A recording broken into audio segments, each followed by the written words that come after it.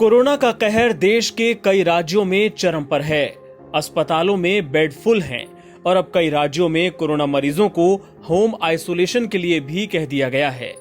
स्वास्थ्य विशेषज्ञों का मानना है कि भारत में हेल्थ सेक्टर बुरी तरह से संकट के दौर से गुजर रहा है।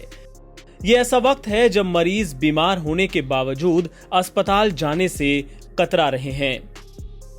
मणिपाल अस्पताल के chairman doctor H Sudarshan Ballal Karnataka की कोविड-19 एक्सपर्ट कमेटी के चेयरमैन हैं। उन्होंने बताया कि लॉकडाउन कोरोना वायरस का दूरगामी उपचार नहीं है। देश भर में वायरस का संक्रमण तेजी से बढ़ रहा है, लेकिन इन सब के बीच हमने देखा है कि किस तरह दिल्ली और मुंबई जैसे घनी आबादी वाले राज्यों और खासतौर पे मुंबई के सर्वाधिक घनत्व वाली झुग्गी बस्ती धारावी में भी कोरोना संक्रमण पर काफी हद तक नियंत्रण किया जा सका है। ये अन्य बड़े शहरों के लिए उम्मीद की एक किरण है। सितंबर-अक्टूबर से कम होने लगेगा इन्फेक्शन रेट। बल्लाल ने कहा कि अगले 1-2 महीनों में कुछ राज्यों में कोरोना अपने चरम पर होगा। उदाहरण के तौर पर अगले 1-2 महीनों में बेंगलुरु में 60,000 नए मामले देखने को मिल सकते हैं। इसके अलावा कर्नाटक जैसे राज्य में एक महीने में 1.5 लाख नए मामले सामने आ सकते हैं।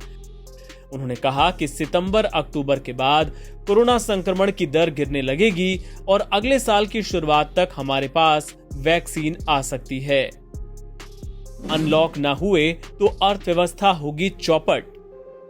लॉकडाउन को लेकर डॉक्टर बल्लाल ने कहा कि जब कोरोना वायरस पहले आया था तो ये सबके लिए नया था और बेहद संक्रामक भी। राज्यों ने इसके प्रसार को रोकने के लिए सख्त कदम उठाए थे, लेकिन लंबे समय तक लॉकडाउन इस महामारी का उपचार नहीं है।